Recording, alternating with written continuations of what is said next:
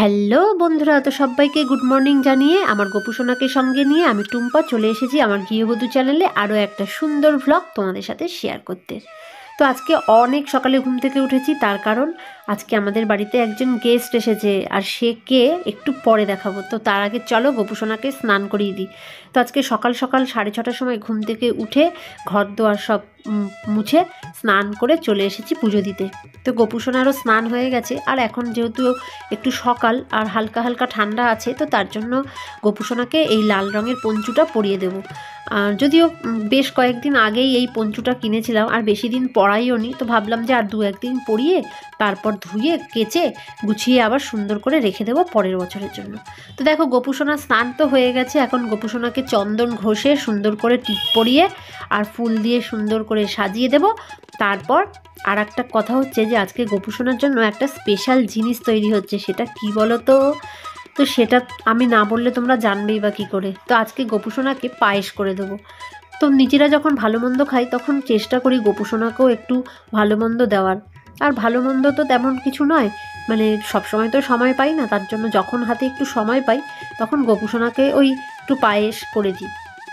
তো দেখো যে কথা বলতে বলতে গোপুসোনাকে সুন্দর করে সাজিয়ে দিয়েছি, আর বাকি ঠাকুরগুলোকেও আমি সুন্দর করে ফুল ঠুল দিয়ে সাজিয়ে দিয়েছি।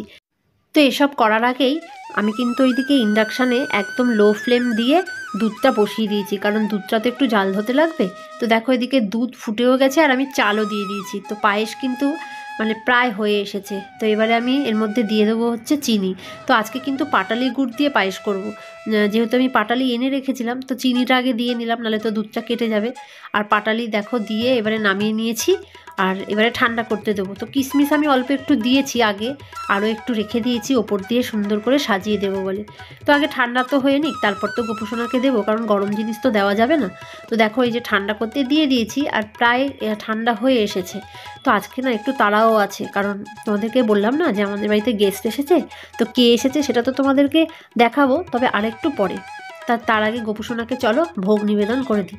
তো পায়েস ঠান্ডা হয়ে গেছে, এবারে বাটিতে বেড়ে আর এদিকে আমি প্রদীপও জ্বালিয়ে নিয়েছি। আর এই দেখো গোপুসোনাকে সুন্দর করে ভোগ নিবেদন করে দিয়েছি। তো গোপুসোনা এদিকে সেবা নিক, আর আমি এদিকে পুজোর কাজটা ভালো করে গুছিয়ে নিয়ে তারপর তোমাদের সাথে শেয়ার করব যে আজকে আমাদের বাড়িতে কে এসেছে। যদিও তোমরা যারা আমার রোজকার ভ্লগ দেখো তারা তো জেনেই গেছো যে আমার রিলেটিভ কে কোনটা।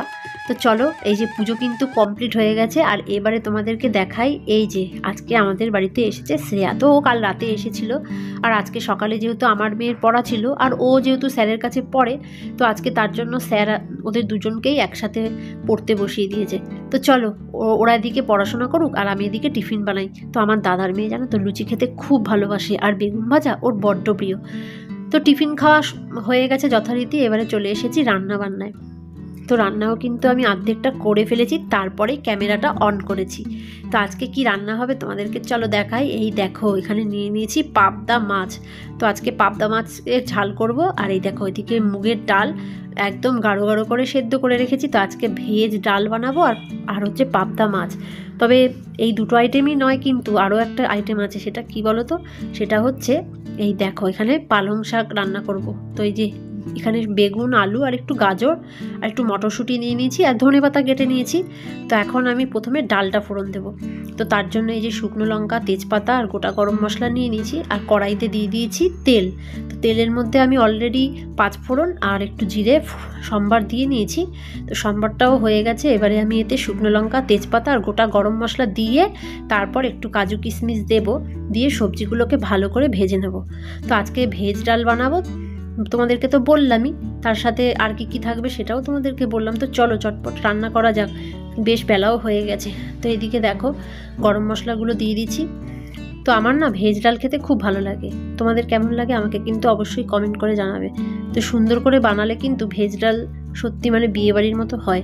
আর এই যে আমি প্রথমে ফুলকপি, আজকে গাজর, মটরশুঁটি আর ক্যাপসিকাম দিয়ে করব। তো ক্যাপসিকামটা আমি পরে দেব, আগে ফুলকপি, মটরশুঁটি আর গাজরটা ভালো করে ভেজে নেব। তো চলো বন্ধুরা, আজকে রান্নাবান্না হচ্ছে। রান্নাবান্না করতে করতে যদিও একটু বেলা হয়ে যাচ্ছে, মানে প্রায় 2টোর মতো বাজে। তো ঝটপট রান্না করে নিই। এদিকে দেখো পাবদা মাছটাও হয়ে গেছে, এবার একটু ধনেপাতা দিয়ে দিলেই হয়ে যাবে। তো এই যে ধনেপাতা দিয়ে দিলাম, তো একটা আইটেম যাক বাবা হয়ে গেছে, আর ডালটাও এখনই হয়ে যাবে। তো বাকি রইল শাকটা। তো চলো চটপট রান্না করে নিই, অনেক দেরি হয়ে গেছে। তো ডালের মধ্যে একটু চিনি দিয়ে দিলাম, আর ডালটা নামানোর আগে আমি এতে দেব হচ্ছে তোমার একটু কাসুরি মেথি, আর কাসুরি মেথি আর ধনেপাতা। তো ধনেপাতা দিয়ে আর নামানোর আগে একটু ফ্রেশ ক্রিম দিয়ে দেবো, তাহলেই কিন্তু একদম বিয়েবাড়ির মতো ভেজ ডাল রেডি হয়ে যাবে। তো ধনেপাতা তো দেওয়া কমপ্লিট হয়ে গেল, এবারে একটু দিয়ে দেবো হচ্ছে ঘি, কারণ ভেজ ডালে ঘি না দিলে কিন্তু সুন্দর একটা গন্ধ আসবে না। তো এই যে অল্প করে ঘি দিয়ে দিলাম, আর ঘি দেওয়ার পরে আমি এবার ঠিক নামানোর আগেই দিয়ে দেবো হচ্ছে ফ্রেশ ক্রিম। তো বিয়েবাড়ির মতো যদি ডাল রান্না করতে হয় তাহলে কিন্তু ফ্রেশ ক্রিম দিতেই হবে, কারণ ফ্রেশ ক্রিম না দিলে কিন্তু মানে ডালের টেস্ট আসবে না। তো দেখো বন্ধুরা, পালং শাকও আমার হয়ে গেছে, তো রান্না বান্না কমপ্লিট, আর এদিকে ভাতও বাড়তে চলে এসেছি। আর আজকের এই যে তোমাদেরকে দেখালামই কি কি রান্না হয়েছে, ভাত, ভেজ ডাল, পালং শাক। তো চলো বন্ধুরা, খাবার বাড়তে বাড়তে তোমাদেরকে আরও একটা গুড নিউজ দিই। সেটা হচ্ছে, যদিও মানে আমার কাছে গুড নিউজ, সেটা হচ্ছে মার্চের 4 তারিখে আমাদের আরও একটা বিয়েবাড়ির নিমন্ত্রণ এসেছে। তো বুঝতেই তো পারছো কেমন চাপে আছি, এদিকে মেয়ের পরীক্ষা। তো যাই হোক, পরীক্ষা তো থাকবেই, আর বিয়েবাড়িতে যেতেই হবে, কারণ এটা হচ্ছে আমার বরের মাস্তুতো দাদার ছেলের বিয়ে, আর আগরপাড়ায়। তো যাব বলে মানে ঠিক করেই রেখেছি। আর তার আগে বলি যে বিয়েবাড়িতে তো যাব, তার সাথে তোমাদের সাথে সুন্দর করে ব্লগ শেয়ার করব, আর তোমরা আমার পাশে থেকো, সাপোর্ট করো আমাকে। আর আজকের ভিডিওটা যদি তোমাদের ভালো লেগে থাকে একটা লাইক করে দিও, আর বন্ধুদের সাথে যদি ভালো লেগে থাকে শেয়ার করো, আর ভুল ত্রুটি হলে কমেন্ট করো, কারণ তোমাদের কমেন্টের জন্য কিন্তু আমি অনেক অপেক্ষা করে থাকি। তো চলো, আজকের ভিডিওটা কিন্তু অনেক বড় হয়ে যাচ্ছে, বেশি বড় করে তোমাদেরকে আর বোর করব না। তো আজকের মতো ভিডিওটা এখানেই শেষ করছি। Tata, bye bye.